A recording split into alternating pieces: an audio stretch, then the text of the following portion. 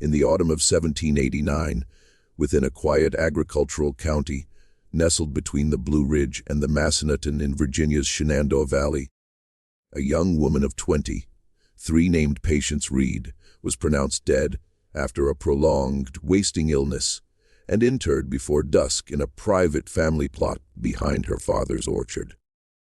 The coffin was of simple pine, the grave marker remained uninscribed for 4 decades, and the only attendees at the funeral were the Reed household and their personal minister, the county coroner, who happened to be a cousin through her father's marriage, provided the certificate without ever laying eyes on the deceased.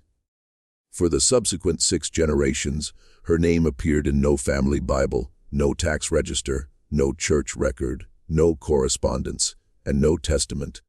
However, when workmen renovating the old Reed farmhouse in the 1890s opened a concealed door behind the kitchen pantry, they discovered carved into the interior of the oak frame, at roughly the height of a seated woman's shoulder, the words, "I am still here.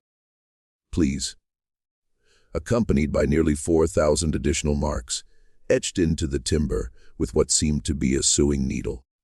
Before we proceed with the account of Patience Reed and what the Reed family of Augusta Hollow inflicted upon one of their own for 29 years, kindly take a moment to subscribe to this channel. Activate the notification bell so you won't miss our upcoming narratives, and inform us in the comments which state or city you're currently listening from. The whispers of bygone eras tend to find ears ready to receive them. Now, to grasp what transpired within that farmhouse, one must first comprehend the county. And to comprehend the county, one must understand what it signified to be a Reed in the valley during the years immediately following the Revolution. Augusta Hollow was not its actual designation. The genuine name of the locale has been deliberately expunged from regional chronicles by descendants who still possess land there, and local archivists tend to refer to the area by that older, unofficial name when they mention it at all. In 1785, it was a settlement of perhaps 400 individuals scattered across 30 miles of lowland and forested ridges, connected by wagon trails that transformed into crimson mud from October through April and into choking dust from June through August. The winters descended harshly from the Alleghenies, with a cold that could freeze wet hair solid between the kitchen and the woodshed.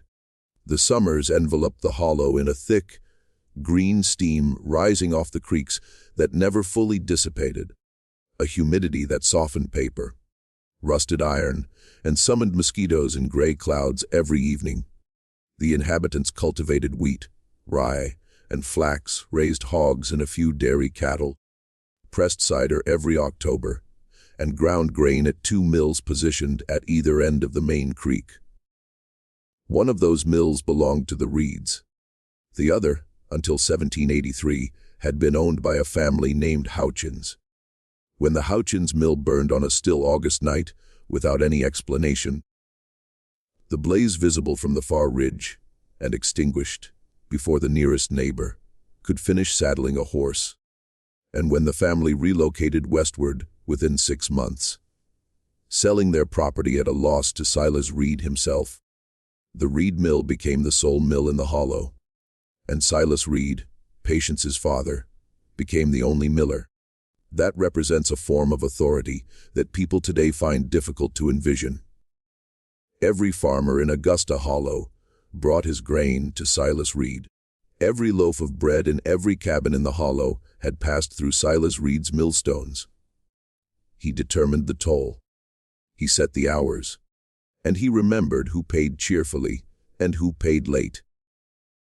He kept those recollections in a small leather ledger he wore on a thong around his neck beneath his shirt, because he liked to say a man's memory was the only book a thief could not steal.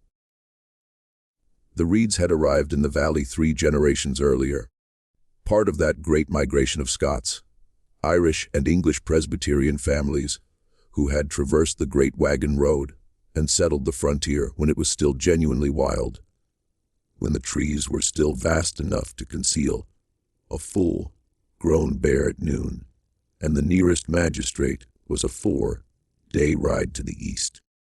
By the time of the Revolution, the Reeds possessed nearly 800 acres of the finest bottomland in the county, a handsome 2-story stone and timber residence with a cedar shingle roof, the mill, a tannery whose smell the westerly wind carried for a quarter-mile, and a partial interest in a store at the crossroads where travelers paused for salt, nails, and tobacco. Silas Reed had served as a lieutenant in the county militia during the war, and preferred to be addressed by that rank in formal settings, long after the conflict had ended. His elder brother Jonas Reed was a justice of the peace and sat on the county court, where his voice was quiet and his judgments conclusive. Their first cousin, Ezekiel Reed Cawthon, was the circuit riding minister who preached in 4 meeting houses across the valley, including the one in Augusta Hollow, a tall, slender man with a scholar's stoop who carried a worn Geneva Bible in a leather sack strapped across his chest. Their sister, Prudence, had married a physician named Alexander Gisham, who had briefly studied at the medical school in Edinburgh, before returning to Virginia, and who served as the only doctor within a day's ride. A man with cold, clean hands and an unhurried manner, said by grateful mothers to be gentle with children and by nervous men to be impossible to read. If you wanted your marriage blessed, your deed recorded, your grain ground, your wound stitched, or your soul saved, you went to a Reed, or to someone who had married into the Reeds. There was, people later remarked, nothing that occurred in Augusta Hollow that a Reed did not eventually learn about, and nothing a Reed wished kept quiet that did not remain so. Into this family, on a cold February morning in 1766, with ice still thick on the interior of the window glass and a fire roaring in the birthing room hearth, Patience Reed was born. She was the third of Silas and Margaret Reed's 5 children. From the beginning, she was described by neighbors and cousins in the few surviving letters that reference her as the brightest child in the household. She read the King James Bible straight through before she turned 10, first aloud to her mother while her mother spun wool, and then by lamplight alone, mouthing the words that troubled her, which her mother noticed were always the ones about obedience. She could reconcile a ledger faster than her elder brother Caleb, and she did it without moving her lips, which Silas initially regarded as a parlor trick and then gradually as something that irritated him. She could ride anything with 4 legs. She walked the 8 miles to the meeting house in any weather, and she once traversed it in a spring thunderstorm with her shoes in her hand, because, she said, shoes were not meant to be wept on by the sky. A cousin visiting from Winchester in 1782 wrote home that Patience Reed possessed the kind of intellect that made a man forget she was a girl, intending it as a compliment because he knew no other way to express it. She was 16 that year. She had her mother's hair, which was the brown of newly cut oak with reddish highlights, and her father's eyes, which were a pale gray that in certain lights appeared nearly colorless. She was, by the Hollow standards, tall for a woman, nearly 5'7", and she held herself straight because her mother had told her from the time she could walk that a Reed did not slouch. A year later, in the spring of 1783, at the age of 17, Patience Reed did something that the county would not forgive, and that her family could not endure. She fell in love with a man her father had not chosen for her. His name was Thomas Trimble, and he was the son of a Quakerite who had settled on the western edge of the Hollow 3 years earlier. The Trimbles were peaceable and literate and poor, a small family with a strong father, a quiet mother, and 3 sons who worked wood the way some men worked the violin. Thomas was the youngest. He was 19. He had black hair that curled at the temples, hands that had been calloused since he was 12, and a habit of listening before he spoke that was so unusual in the Hollow that older men sometimes mistook it for dullness until he answered them, which he always did precisely. In the eyes of Silas Reed, the Trimbles were 3 things all at once that he could not tolerate. They were not Presbyterian. They did not believe in oaths, which meant they could not hold office, sit on juries, or swear to the truth of a deed, which to Silas meant they were not full participants in the county's civic life and could not be trusted to support it. And they had nothing whatsoever to offer. Patience had met Thomas at the Crossroads store in August of 1782, when she had gone in for a packet of pins, and he had been repairing a broken wagon wheel outside, and she had stood in the doorway, watching him work for what her younger sister later described as an embarrassingly lengthy time. They began, as young people in small communities do, to find reasons to be in the same places.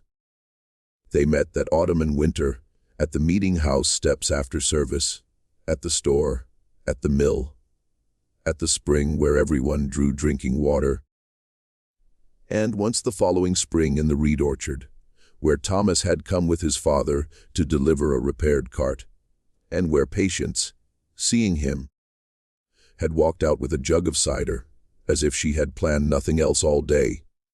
They spoke, as far as anyone who saw them could tell, of ordinary things: the weather, the war that had just ended, the books Patience had read, the wood Thomas was working.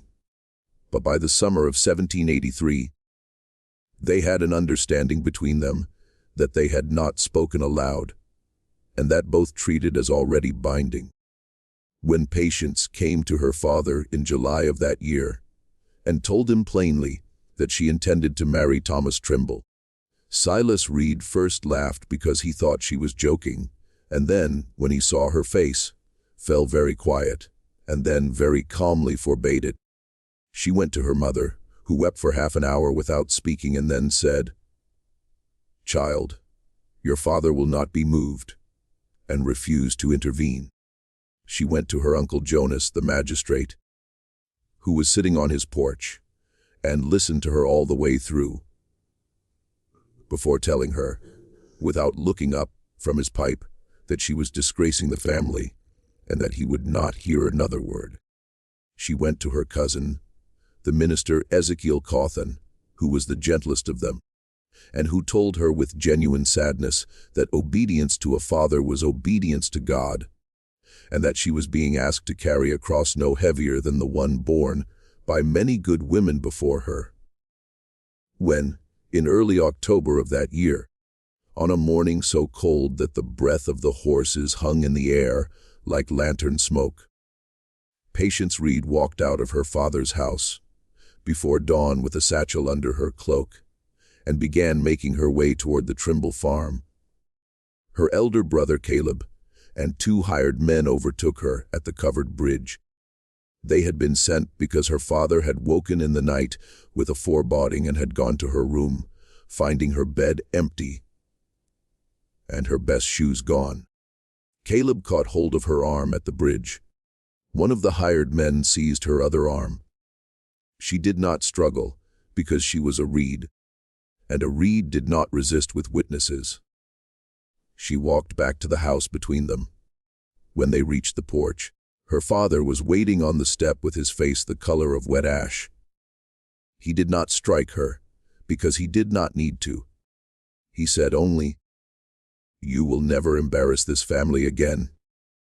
And she was taken upstairs to her room, and the door was locked. That is the last the Hollow saw of Patience Reed for 29 years. What the Hollow was told was this: Patience had fallen ill during an autumn fever that did in fact pass through the valley in October of 1783, killing 2 elderly neighbors and a child. The fever, according to Dr. Gisham, had settled first in poor Patience's lungs and then over the following winter in her mind. She had become, in the careful language of the time, nervous and unsound. By the spring of 1784, the Reeds were explaining to sympathetic neighbors in the parlor over tea, at the meeting house after service, across the counter at the Crossroads store, that poor patients could no longer be shown to company, that she spoke strangely, that she had fits, that she did not know her own name some days. Dr. Gisham confirmed all of this in his rounds. He shook his head gravely when asked, and said that the mind was a delicate instrument, and that once the strings were cut, they could not always be restrung. The women of the Hollow clucked their tongues, and repeated his phrase to their husbands at supper. The Reverend Cawthon confirmed it from the pulpit one Sunday in May of 1784, asking the congregation to pray for the afflicted daughter of a good family, and to remember that the Lord sometimes laid his heaviest hand on those he most loved. Silas Reed told the community that his daughter would be cared for at home, as was the Christian duty of any family, and that visitors would not be received as the excitement disturbed her. Margaret Reed, it was said, rarely left the house after that spring, and neighbors who caught glimpses of her through the kitchen window said she had aged 10 years in one.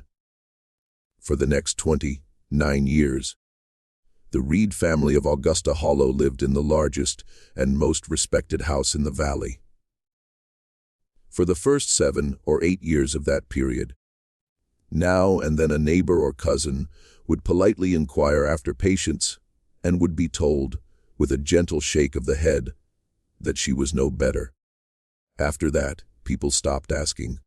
Children grew up in the Hollow who had never heard of Patience Reed at all.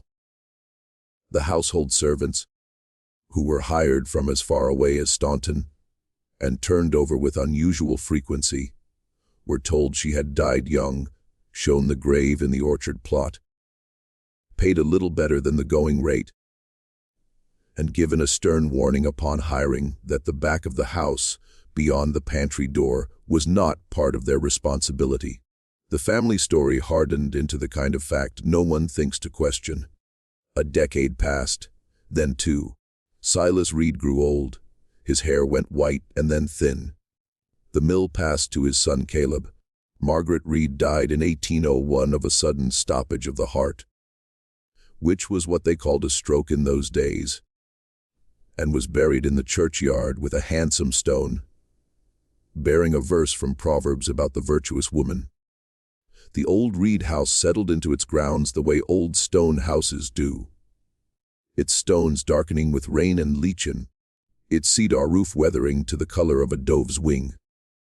In the long afternoons, the orchard behind it grew heavy with apples no one picked any more, apples that fell in October and rotted where they lay, drawing the wasps up in thick, droning clouds.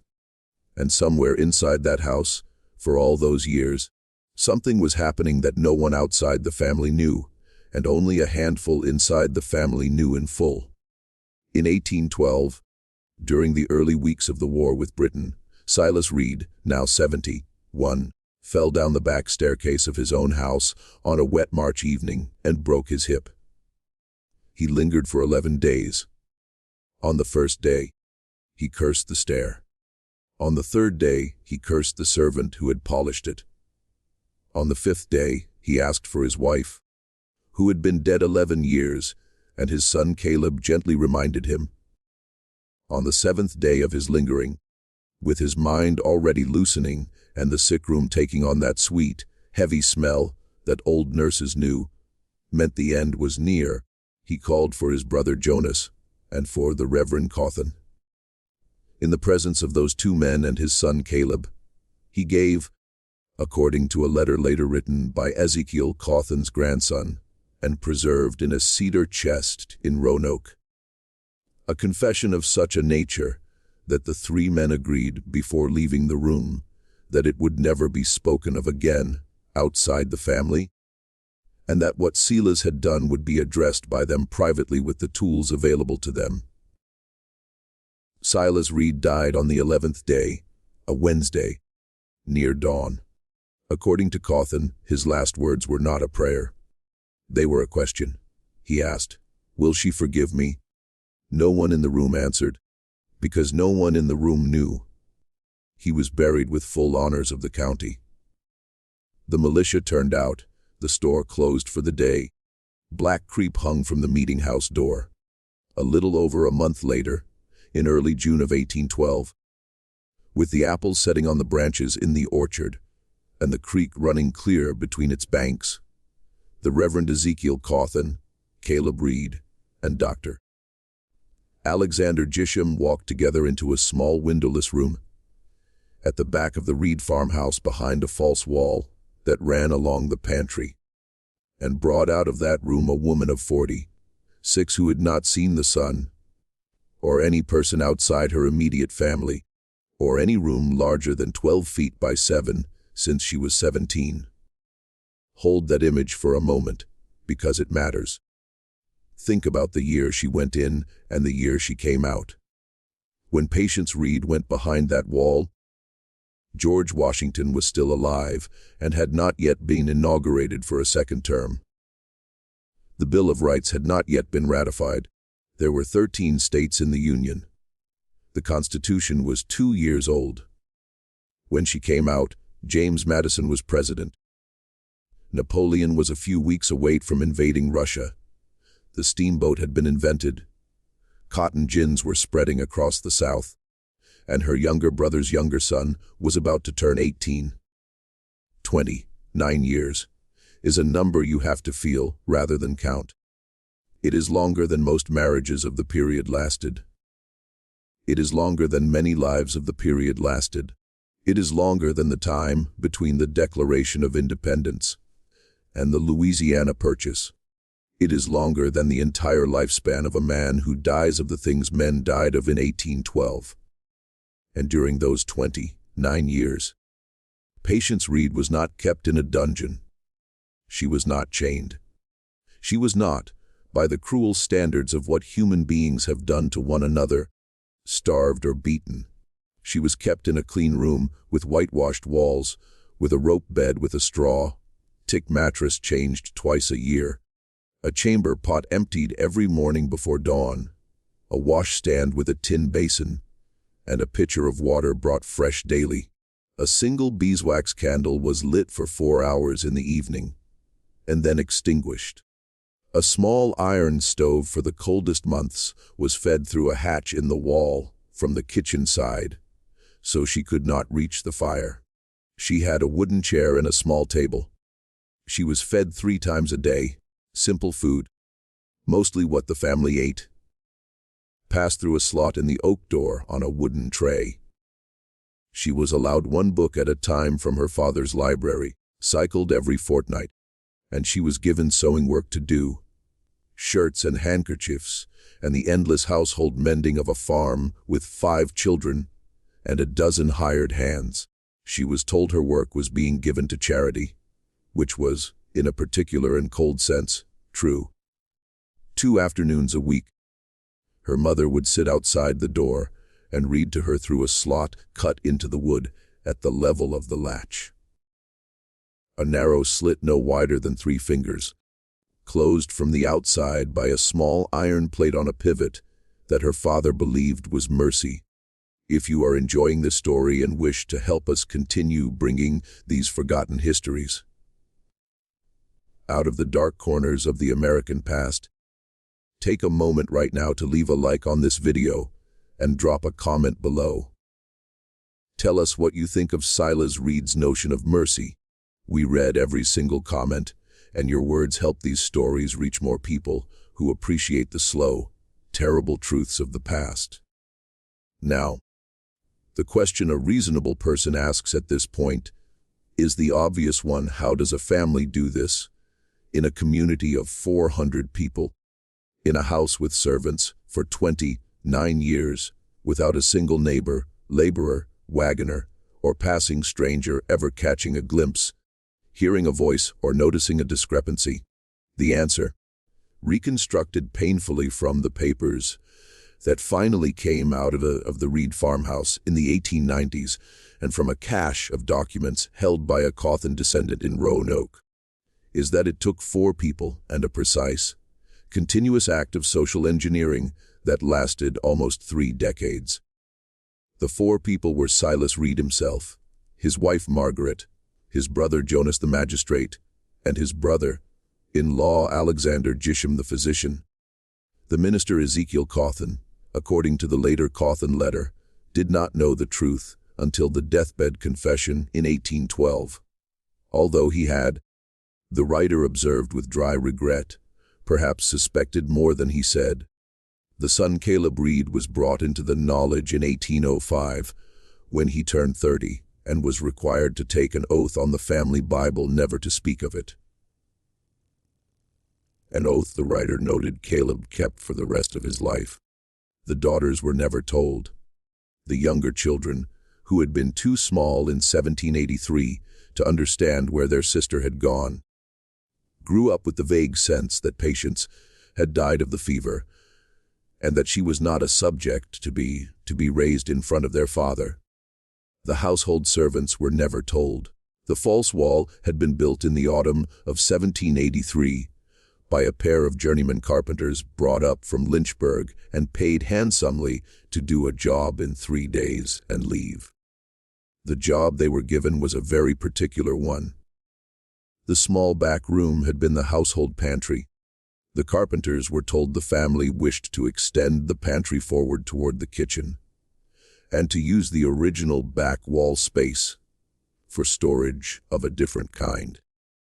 The wall they built was plastered and whitewashed on the kitchen side, and from the kitchen side, it looked exactly like the back wall of a pantry with shelves built into it at the expected height. Behind those shelves, separated by a short interior corridor, just wide enough for one person to pass, was the original oak door to what had been the pantry, and was now Patience's room. That door was fitted with a new lock, and with the narrow slot at latch height. The carpenters were told the arrangement was to protect valuables from household theft. They accepted this without question, as they were paid enough not to ask. One of them died of drink in 1788. The other left for Kentucky in 1791 and was never heard from again. The records of their employment at the Reed farm do not survive. Dr. Gisham, whose name was on every piece of paper anyone might have questioned, including the original fever diagnosis of October 1783, renewed the fiction of Patience's declining health, then of her seclusion, and then in 1789 of her death, with a calm professional authority that no one in a rural Virginia county was going to challenge. He was, after all, the only man in the county who had studied in Edinburgh. He was, after all, her uncle. He loved her, people said. Jonas Reed the magistrate made certain that no guardianship petition, no inheritance question, no property filing ever required Patience Reed's presence, signature, or attestation. He simply settled all such matters as a matter of family discretion, which, in a county where he was the court, meant they were settled. When Patience's share of a small inheritance from her maternal grandmother came due in 1792, Jonas handled it. When a distant cousin wrote in 1797 inquiring whether any young Reed daughters might be of an age for correspondence with her own son in Philadelphia, Jonas replied on his brother's behalf and explained with great delicacy the sad condition of the family. Silas and Margaret carried the daily weight, the meals on a covered tray, the chamber pot out in the dark. Margaret at first, and later, after Margaret could no longer face it, Silas himself, before the household was awake, crossing the kitchen in his stocking feet so as not to wake the servants sleeping in the loft.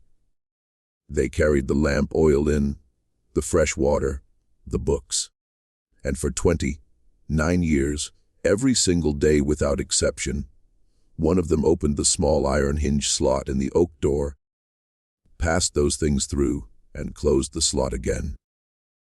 Here is the part that makes the story what it is.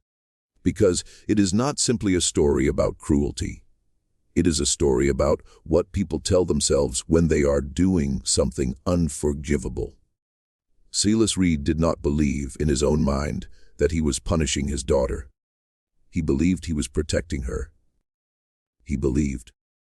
According to the long and grinding confession he gave on his deathbed, and which his son Caleb committed to paper that same week, that the fever of October 1783 had indeed taken something from Patience's mind, and that what it had taken was her capacity to choose wisely for herself. Her desire to marry Thomas Trimble was the proof of this. A sound young woman of her station did not marry a Quaker Wright's son. Therefore, she was not sound. And a young woman who was not sound could not be released into the world without bringing ruin upon herself and shame upon the family that had failed to restrain her. He believed, with the terrible sincerity of a man who had built himself a theology out of his own convenience, that he was doing the Christian and fatherly thing, and that he would answer for it to God, and that God would understand. He believed that asylums, which existed in that period but only barely, and which he had heard described by travelers as places of chains and filth and shame, were not a fit place for a Reed. He believed the world outside the house would mock her, and, through her, mock him. He believed that time, quiet, and prayer would bring her back to her senses. He also believed that Patience herself, over time, would come to understand. This last belief is the one that cracked his mind open in the end, and the one he confessed to his brother and his minister in 1812, because by then even he had come to understand that she had not and would not, and that what she had been doing in that room for 29 years was not coming to understand at all.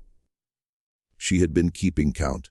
The 4,000 marks on the inside of the oak door frame, scored with the point of a sewing needle pulled from the hem of her own dress, were days.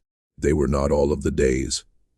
There were in 29 years 10,593 days, and she had marked perhaps 3/4 of them, because in the early years, and in certain winter stretches, she had not always felt able to lift the needle.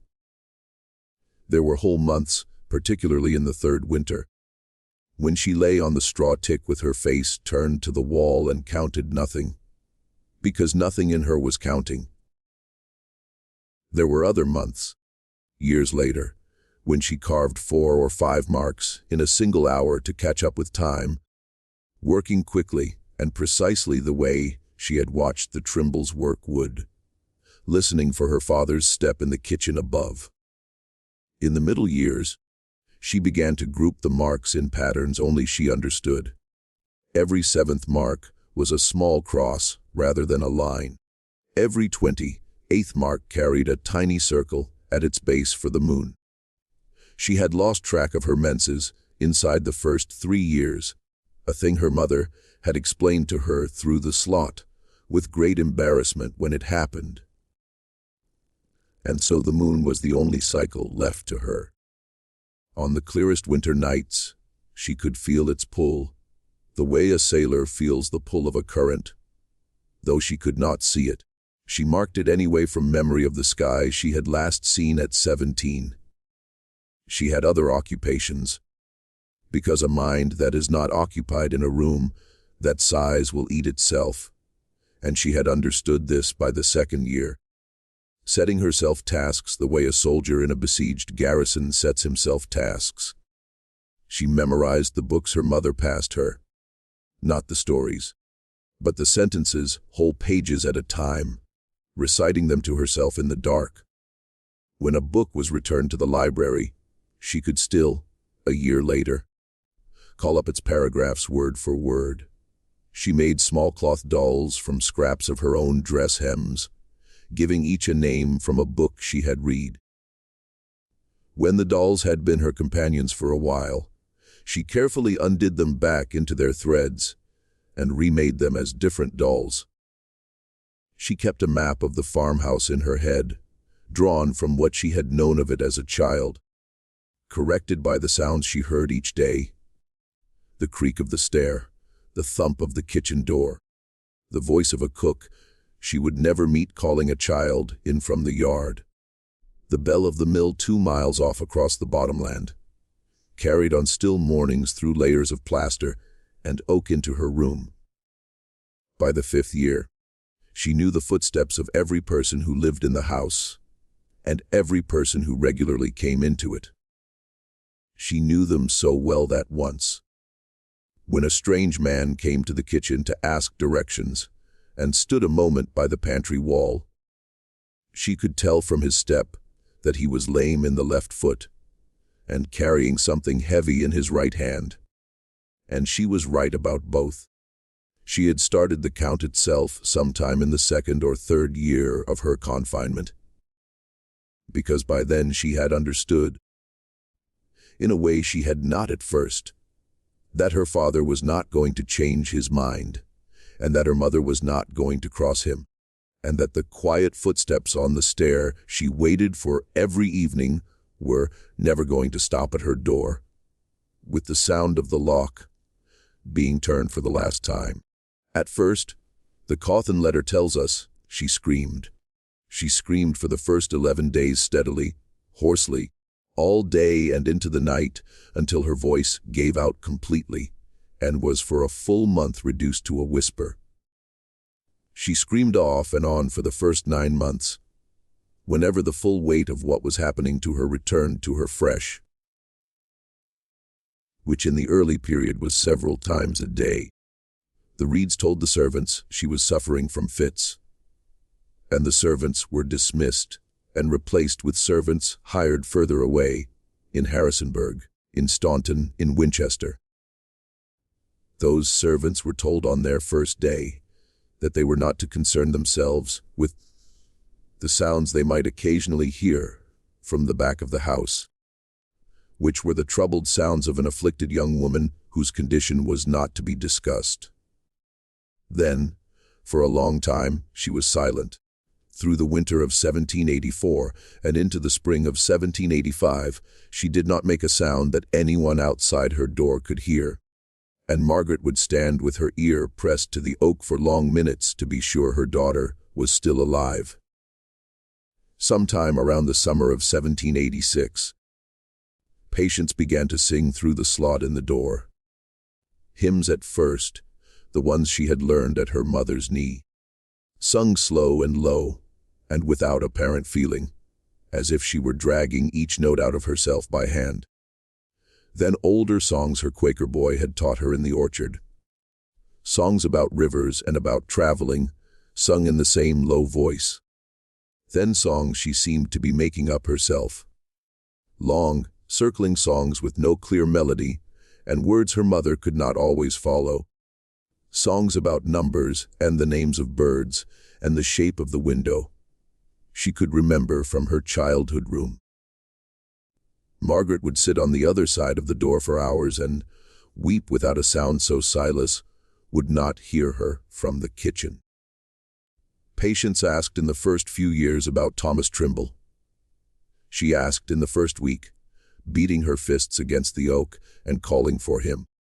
She asked in the 2nd month through the slot calmly, as if inquiring about the weather. She asked in the 6th month, when she had begun to understand she was not going to be let out. She asked for the last time, her mother later told Caleb, in the autumn of 1785. 2 years after she had been shut in, when she asked through the slot whether Thomas had looked for her, her mother told her he had come twice and had been turned away, had gone west, and had married someone else. This was a lie. Thomas Trimble had come to the Reed house twice in the autumn of 1783, asking to speak to her, and had been told she was too ill to see anyone. The second time, Silas Reed himself told him on the front porch, with a loaded musket leaning against the wall beside him, that if he came a third time, he would not leave the property. Thomas Trimble left the valley in the spring of 1784. He went south and west into the Carolina back country, And he did eventually marry a woman named Abigail Fenwick, a Methodist Cooper's daughter. And he did have children, 4 of them. And he did live a long life, dying in 1841 at 77. But he wrote in a letter to his eldest son in 1822, preserved and examined, that he had thought of a certain Virginia girl every day of his life, and that he had always believed something had been done to her that he had not been allowed to see, and that he had failed her by not coming back. He never came back. That was the second quiet horror of Patience Reed's life. The boy she had tried to run to had been turned away at the door, had gone away, had grown old, and had mourned her without ever knowing that she was 100 yards from where he had stood that second time, behind a false wall, listening.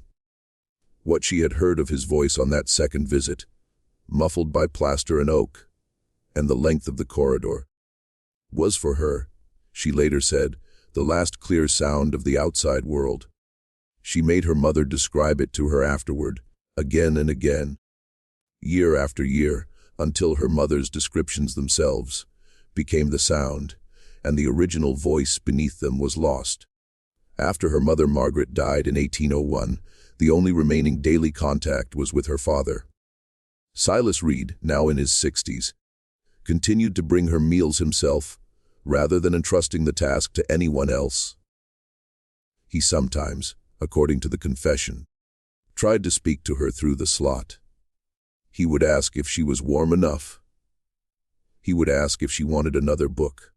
He would ask if she had forgiven him yet. She did not answer him in words, not after 1801. When she answered him at all, she answered by scratching the needle against the wood in a place where he could hear it. 3 short scrapes meaning no. Year after year, no, no, no. Each year, on a date corresponding precisely to the day in October 1783, when Caleb had brought her home from the covered bridge, she scored a longer mark into the door. A mark that cut all the way through the outer grain of the oak.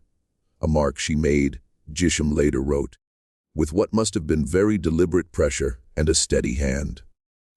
On the last count, when the door was opened in 1812, that mark numbered 29. She had been counting her imprisonment, the way a prisoner of war counts it, because that is what she had become. She was not a sick woman being cared for. She was a prisoner of her family, somewhere between the 10th year and the 15th year, according to a notation in Dr. Gisham's private case book discovered in the 1890s. She had stopped being a young woman who was being broken and had become a middle-aged woman who had been broken, and had reassembled herself out of the pieces into something harder and more watchful than her father had ever imagined she could become. Gisham wrote, in a line he would surely have burned if he thought anyone would ever read it, that he had looked through the slot in the door in the spring of 1798 and had met her eye and had been unable to eat for 3 days afterward. He wrote further in the same entry that she had not spoken to him, but that she had raised one finger, and with that finger drawn slowly in the air the shape of the door between them, then touched her own chest, then pointed at him. He understood the sentence perfectly. You built this. I am still here. It is between us. He closed the slot and walked out of the house, and he did not return to see her for 7 months. When he finally did return, it was Silas who had demanded it, and he looked at the floor the whole time. Just when we thought we'd seen it all, the horror in Augusta Hollow intensifies. If this story is giving you chills, share this video with a friend who loves dark mysteries. Hit that like button to support our content, and don't forget to subscribe to never miss stories like this. Let's discover together what happened next. In early June of 1812, a month after Silas Reed's funeral, the 3 men walked into that back room. The weather had turned warm, and the windows of the farmhouse were open. From the orchard came the smell of cut grass and the sound of a child, one of Caleb's daughters, calling for a lost kitten. The oak door had a lock on the outside that had been replaced 3 times over the decades as the mechanism wore out. The key had hung from a nail behind the kitchen dresser since 1801, when Margaret died and Silas had moved it to a place he could reach without explanation. Caleb Reed took it down. His hand was shaking so badly that the key knocked twice against the dresser before he could close his fingers around it. Dr. Gisham carried a lamp, though the afternoon light coming through the open kitchen door made it unnecessary. He carried it, Cawthon later wrote, the way a man carries a shield. The Reverend Cawthon carried a Bible, the only thing he had thought to bring, and which he later wrote felt absurdly light in his hands as he walked down the corridor, as if it had been hollowed out. They passed the shelves of the pantry. They passed into the short interior corridor. They stood before the oak door. Caleb put the key in the lock. The lock turned.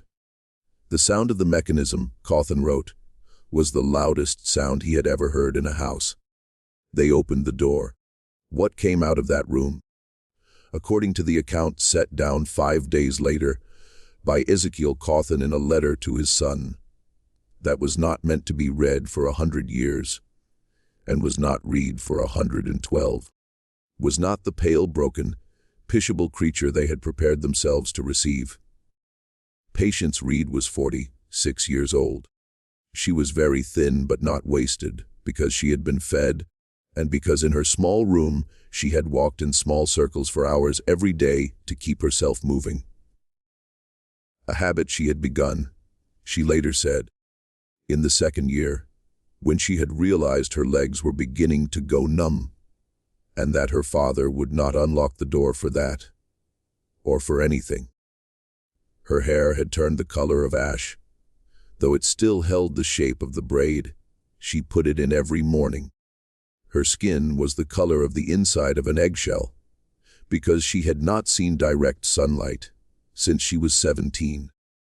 When Gisham held the lamp up and the light fell across her cheek, she winced and turned her face a little, not from pain, but from unfamiliarity. Her eyes, the minister wrote, had the shape and the color of her eyes when she was a girl, but they had been made into something else by the work of the intervening years. When she looked at the 3 men, she looked at each of them in turn as if she were doing arithmetic. She did not cry. She did not faint. She did not reach for them. She was wearing a clean dress that had been passed through to her the week before. One of her mother's old dresses that had been let out at the seams by her own hands. And she had sometime in the last hour tied a thin black ribbon around her neck, which she had kept since 1783 in her small chest of possessions, and which none of them recognized. She walked slowly, but steadily past the 3 of them, down the corridor, into the kitchen, and stopped in front of the kitchen window. She looked at the back orchard where the apples were, just beginning to set on the branches, and she stood there without moving for the amount of time Cawthon estimated it would take a man to read the Sermon on the Mount aloud. She did not weep. She watched the wind move the leaves. She watched a jay come down out of the apple tree and take a piece of bread crust from the kitchen step, and she made a small sound in her throat, a soft, broken laugh, as if she had not expected that a bird would still do that. Then she turned and looked at Caleb, her younger brother, now a man of 37 with a wife and 3 children of his own, whom she had never seen. And she said in a voice the minister described as terribly ordinary, a voice used to speaking softly through a slot in a door, "I want to go outside now, please." They took her outside. The back step was of worn sandstone, and when her bare foot, because she had refused shoes, came down on the sun-warmed stone, she stopped and stood on it for a long moment. Cawthon wrote that he had seen soldiers returned from a year in British prison hulks, do exactly that same thing with their feet on the first warm step of their own houses. And he had not known until that moment that his cousin had been a prisoner of the same kind, in a smaller war, that no one had declared. They sat her on a bench in the orchard. Jisham, who was shaking, examined her briefly and told her she was in good enough health, which was, under the circumstances, a medically accurate and morally grotesque sentence. The minister began to attempt a speech about forgiveness, about her father's deathbed state, about the mercy of God. She listened to him all the way through without interrupting, her face turned slightly toward the sun, and then she said, "I would like to speak with Thomas Trimble." They told her Thomas Trimble had left the valley 28 years before. They told her they did not know where he was. She accepted this without any visible reaction, which terrified them worse than any cry would have. Then she asked for pen and paper. Caleb brought them, and a small writing desk from the parlor. She sat on the orchard bench with the desk on her lap, and in the presence of the three men, Patience Reed wrote, in a hand slightly cramped from years of sewing and from scratching marks into oak, with a needle, but perfectly legible. A single sheet of paper, laying out in numbered paragraphs the following requests. 1. That her continued existence be acknowledged quietly to the extended family, but not announced to the county, and that she be permitted to live out her remaining years without the attention of strangers, as she had had enough of walls and did not now wish to live inside the staring of a community. 2. That a portion of her father's estate corresponding to her share be set aside in her name and administered by her brother Caleb for her benefit. 3. That a sum of money be sent discreetly, by any means the family could manage, to Thomas Trimble, wherever he might now be found, with a letter of her composition, which she would write when she was able, explaining what had happened to her and releasing him from any guilt. 4. That no charge be brought against anyone, living or dead, for what had been done to her, because she had seen enough of her father's kind of justice for one lifetime and did not wish to begin her freedom by repeating him. 5. That the small back room with the oak door, the slot, and the marks on the frame be left exactly as it was, and that the false wall not be taken down, because she wished, she wrote, for there to remain in the house a place that told the truth about what had happened in it, and that someone someday might find, read, and understand. She signed the sheet Patience Reed, and beneath her signature she wrote the date, and beneath the date she wrote in smaller letters, "Still here." The three men signed the paper as witnesses. They honored the first 4 requests, to the best of their ability and imperfectly. The 4th request cost Caleb Reed more than he had expected. 3 weeks after his sister's release, he rode out to the grave of his father and stood over it for the better part of an afternoon. When he came back to the house that evening, he locked himself in his office and did not come out until morning. His wife said afterward, she had heard through the door a sound she had never heard her husband make in her life, and she had not asked him about it then, and had not asked him about it since. Dr. Jisham lived for another 6 years after Patience's release. He saw her in his professional capacity exactly twice in that time, both times at her specific request, and both times in the presence of his wife. At the second of those visits, in the autumn of 1815, she asked him a single question which, according to his case book, he was unable to answer, and which he wrote down, placed in an envelope and sealed, and which was found in his papers after his death in 1818. The question was, did you ever, in those years, come close to opening the door? The Reverend Cawthon lived until 1827. He preached every Sunday for the rest of his life, and the people of his congregation noted that after the summer of 1812, his sermons changed. Before that, they had been careful expositions of doctrine. Afterward, they were about mercy, which he defined in a sermon his son later copied out and preserved as the act of unlocking a door one has had the power to unlock for a long time and has not. Patience Reed lived for another 19 years in the Reed farmhouse in an upstairs room on the east side. That had been her mother's sewing room, with a window facing the orchard and beyond it the blue line of the Massanutten. She took her meals with the family quietly, eating slowly because her stomach had shrunk, eating foods her sister-in-law prepared with particular attention because for the first months she could not tolerate salt or fat or vinegar or strong tea. She walked in the orchard every morning in any weather for exactly 1 hour. The length of time she had walked in her small room every day for 29 years. Her family learned not to interrupt her during that hour, because the one time Caleb had tried to join her, she had turned and looked at him, and without her saying a word, he had understood and gone back inside. She read every book her late father had owned, which she had already read once during her imprisonment, and then she read them again. She told Caleb the first winter that she had decided the books read differently on the outside of the door. She learned, with Caleb's wife's help, the names of all the children in the house. Within a year, the youngest of them, a girl of 5 named Eliza, sat on her lap by the fire every evening and asked her to tell stories, which Patience did.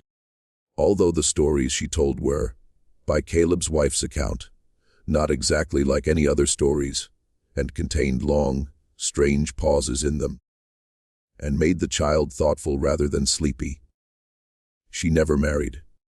She never traveled farther than the county seat, because she said a woman who had spent her youth in a room the size of a horse's stall did not find the world improved by being hurried through it. She took an interest in the Reed family ledgers. Caleb, who had inherited the business, let her look at them, and she found in 3 separate years small errors the clerks had missed. After that, the clerks quietly brought the books to her first. She did charitable work through the church, though she would not attend services, for the first 4 years after her release. When she finally did attend, she sat at the back and left before the final hymn. She visited her mother's grave every Sunday in the churchyard. She did not visit her father's grave at all, not once in the 19 years she had left.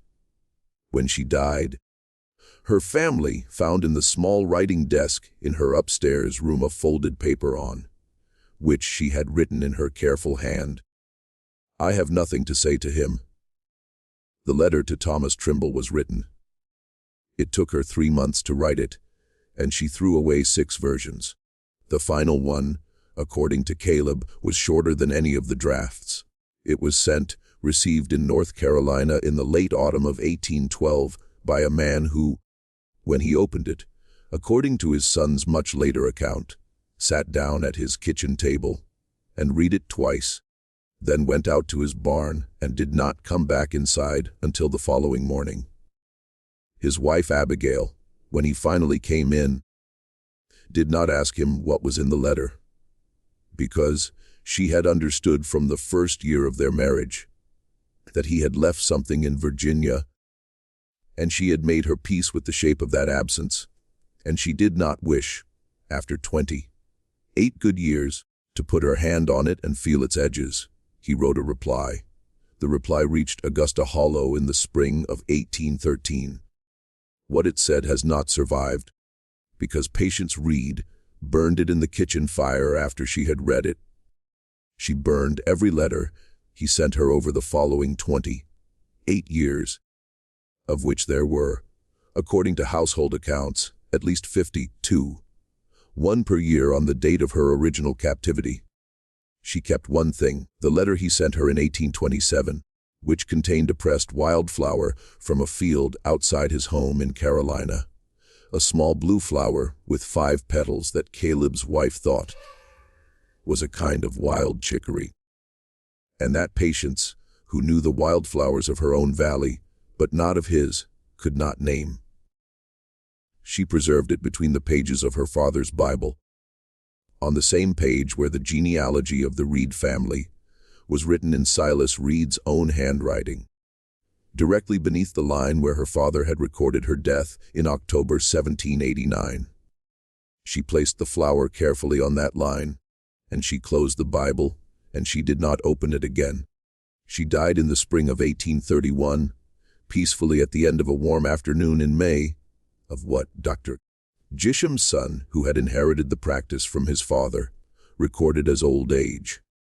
Although she was only 64, and although anyone who had seen her in the last years said she had aged very slowly after her release, as if time had paused in her and then resumed at half speed.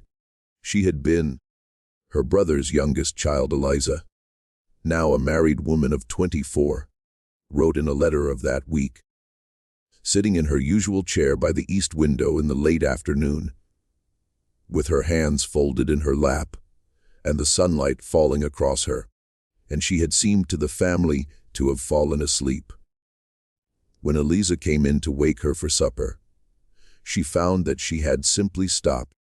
She was buried next to her mother in the churchyard, with a proper stone, under the name Patience Reed, with the correct date of her birth and the correct date of her death, and beneath those dates the words, "At her written request, she came home."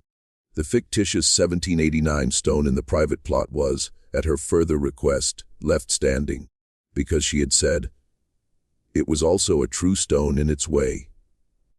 It marked the death of a certain young woman who had intended to marry Thomas Trimble, and that young woman had in fact died in October of 1783 at the covered bridge when her brother Caleb caught hold of her arm.